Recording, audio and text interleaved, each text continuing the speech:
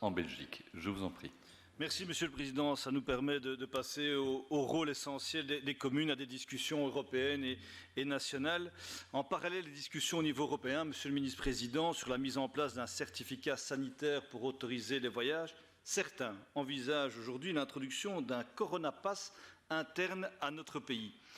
Celui-ci, il a déjà été mis en place au Danemark le 19 avril pour accélérer les réouvertures des secteurs sous tension. Ce passeport sanitaire y est exigé pour entrer dans les lieux publics tels que les restaurants, les musées, les théâtres, les salles de concert, en exigeant une preuve de vaccination ou d'un test PCR négatif.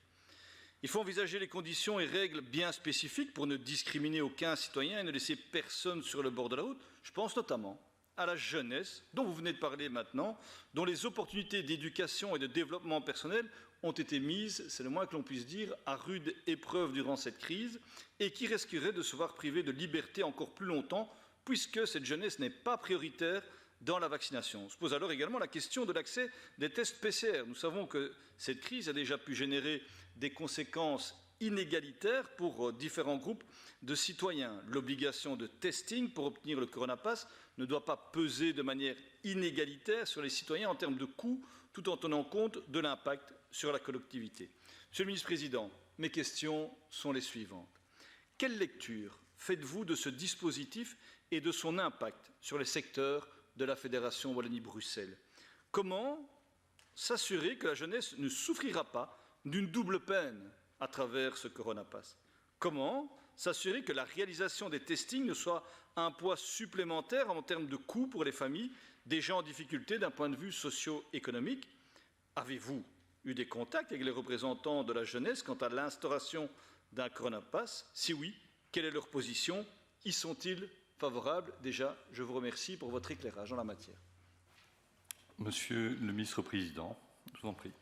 Merci, Monsieur Devin. Une chose, en tout cas, est sûre, c'est que je m'opposerai fermement, partout où je serai, à un système qui stigmatiserait à nouveau ou discriminerait à nouveau notre jeunesse parce qu'elle n'est pas vaccinée.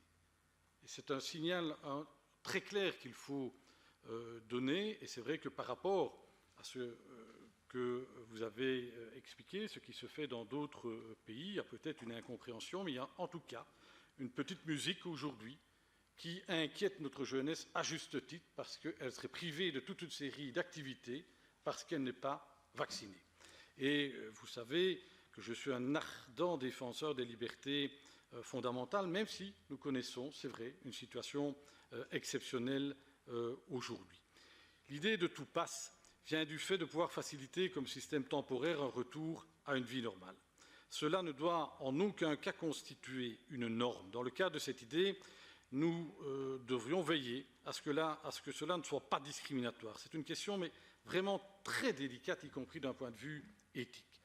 Au vu du fait que nous avons décidé que la vaccination ne soit pas obligatoire et sachant que tout le monde n'a pas eu la chance de se faire vacciner, je ne serais pas favorable, en tout cas, à des assouplissements supplémentaires s'ils ne concernent que les personnes vaccinées. Il faut travailler sur la pédagogie et sur la responsabilisation de la population. Je pense que la campagne de vaccination s'est accélérée et je pense qu'on doit encore convaincre des tas de personnes qui ne se sont pas faites vacciner ou qui ne souhaitent pas le faire à le faire, mais on sent quand même une évolution très positive. Et donc on a un travail, y compris nous, les responsables de politique, de conviction et de sensibilisation. Nous devons poursuivre ce travail. Depuis plus d'un an, la solidarité est demandée afin de protéger nos personnes âgées les plus fragiles. Depuis plus d'un an, les jeunes suivent des cours en ligne. Les parents se réinventent pour combiner la garde des enfants, le travail, les loisirs et l'enseignement. Les indépendants ont perdu une grosse partie de leurs revenus. Depuis plus d'un an, tout le monde connaît des difficultés, qu'elles soient économiques et ou sociales. Il est donc primordial de maintenir cet élan de solidarité et être attentif de ne pas mettre de discrimination en place.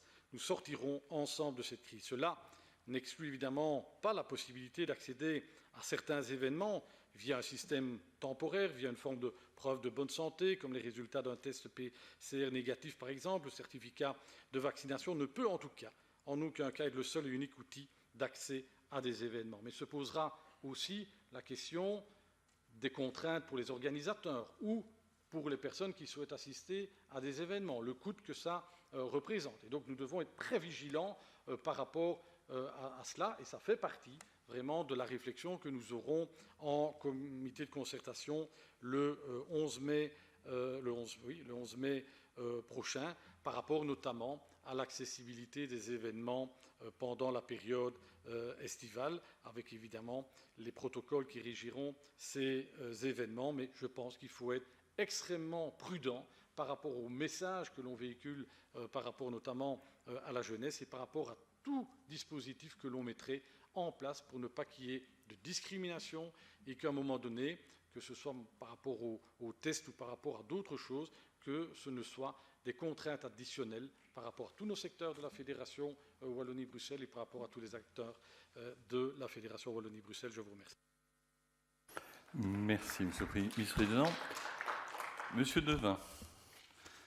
Merci, Monsieur le Président. Pour le dire très clairement, je me réjouis. Je me réjouis de la réponse de notre ministre-président. Oui, nous aussi, nous sommes opposés à tout système stigmatisant, instaurant une double peine pour notre jeunesse. Comme l'ensemble de la population, nous aspirons à un retour à la normale. Mais ce retour à la normale, il doit s'opérer de manière non discriminatoire, très clairement.